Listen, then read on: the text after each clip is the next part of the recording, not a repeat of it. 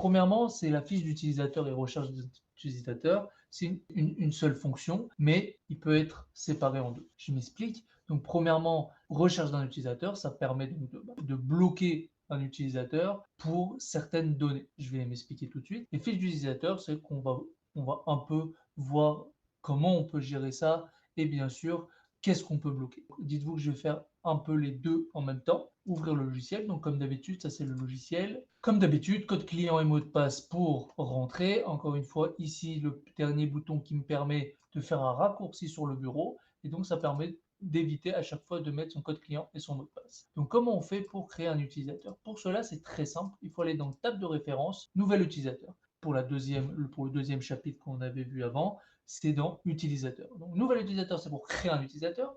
Recherche d'un utilisateur, on va dire ça comme ça. Non, utilisateur. Avant de commencer, déjà, ça sert à quoi? En deux mots, demain, par exemple, vous avez plusieurs personnes qui travaillent au bureau. Par exemple, une secrétaire, quelqu'un qui va utiliser la facturation, quelqu'un qui va gérer les pointages et le patron que lui, il a accès à tout.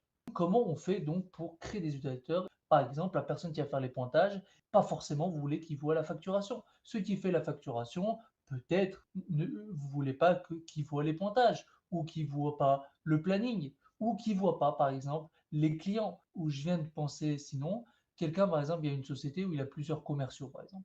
Il n'a pas envie que les clients de l'utilisateur numéro 2, du commercial numéro 2. Donc tout cela, c'est ça, c'est pour ça qu'on a créé cette fonction qui s'appelle utilisateur. Donc on va commencer déjà, vous savez quoi, on va faire un nouvel utilisateur, hein, c'est pas très grave. Alors attention, mais vraiment attention. Si vous cliquez sur le bouton nouvel utilisateur, comme je viens de le faire, alors malheureusement, mais c'est pas grave, parce que maximum vous m'appelez, malheureusement, on n'a pas tendance à regarder ce message et donc on appuie sur OK. Le problème, si vous mettez sur OK, vous allez bloquer le logiciel. Pourquoi? Parce que comme c'est marqué dessus, attention, il faut mettre un mot de passe. Pourquoi? Parce que si je mets OK, moi je ne vais pas le faire, mais je quitte le logiciel, lui dans sa tête, le logiciel, ça y est, il a créé un utilisateur. Le problème, c'est qu'il n'y a pas de mot de passe. Donc il va bloquer le logiciel. Alors bien sûr, comme malheureusement, comme ça arrive, c'est plutôt les nouveaux clients, quand ça arrive dessus, au final, ils vont bloquer, donc ils m'appellent et bien sûr, moi je débloque. Donc imaginez-vous, de toute façon après je vais le supprimer, je vais mettre donc un mot de passe, on va dire 1, 2, 3, 4, 5, 6. Si je mets gestionnaire, ça veut dire que lui, il a droit à tout. Alors pas forcément à tout, mais en tout cas à tous les clients, toute la base de données, elle sera dedans.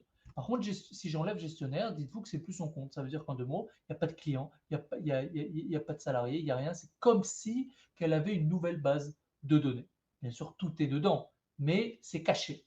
Et ici, ça permet, donc si je mets tous les droits, bon, on va dire ça sert un petit peu à rien. Donc, le meilleur, c'est de laisser le logiciel. Vous avez vu tout en haut, c'est marqué user anonyme. On peut laisser en anonyme, mais aussi, on a le droit.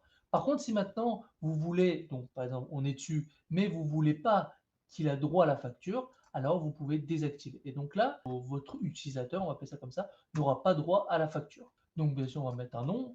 Voilà, par exemple, on va mettre Durand. Voilà, Olivier, enregistré. Donc maintenant, regardez à partir de maintenant, le mot de passe, je crois que c'est 1, 2, 3, 4, 5, 6, 1, je voulais être sûr. Donc là, regardez, j'ai fait exprès, je ne mets pas gestionnaire. Donc j'appuie sur et j'ai enlevé la facturation. Je quitte. Bah, donc maintenant, ça c'est le logiciel. Maintenant, à partir de maintenant, vous avez vu, le logiciel ne va plus s'ouvrir. Avant, on pouvait l'ouvrir directement, d'accord? Mais plus maintenant. Pourquoi? Parce que maintenant, comme il y a marqué ici, il y a un mot de passe. Donc le mot de passe, il faut tout simplement mettre son mot de passe qui est donc 1, 2, 3, 4, 5, 6. Après, ça permet... Non, j'ai pas dû mettre 6. Ouais, voilà, j'avais oublié un chiffre.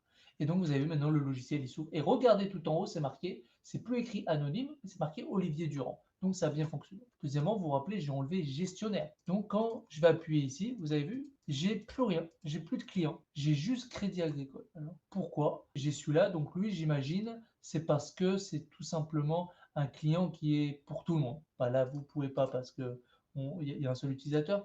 Mais sinon, regardez bien, bien, bien, il n'y a plus de clients. Pour vous, entre guillemets, montrer ce que je dis, je vais aller dans utilisateur. Je vais mettre maintenant gestionnaire.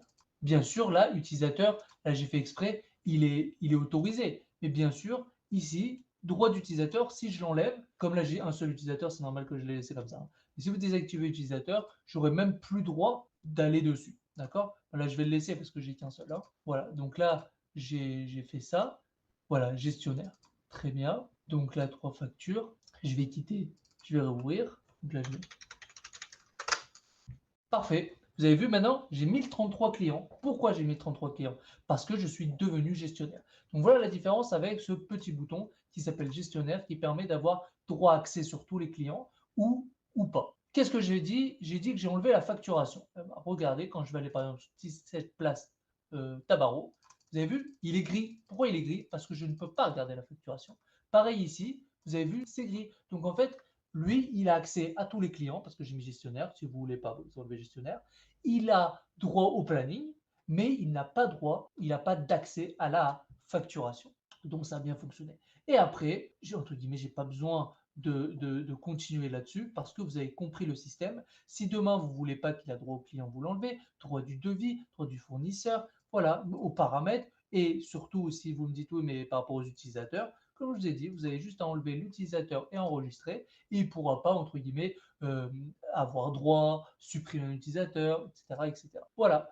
Donc là, bien sûr, je vais supprimer cet utilisateur parce que pour cette base de données, je n'ai pas besoin. Pour supprimer, il faut tout simplement appuyer sur la poubelle, sur oui, et à partir de maintenant, j'aurai plus besoin de mettre un deuxième mot de passe. Pourquoi? Parce que je l'ai supprimé. Et donc, tout là-haut, vous avez vu, il n'y a plus écrit, Olivier Durand, puis il y a écrit marqué anonyme, ce qui est normal, parce que là, c'est une base classique où je peux voir tous mes clients et il n'y a pas de restriction sur la base de données.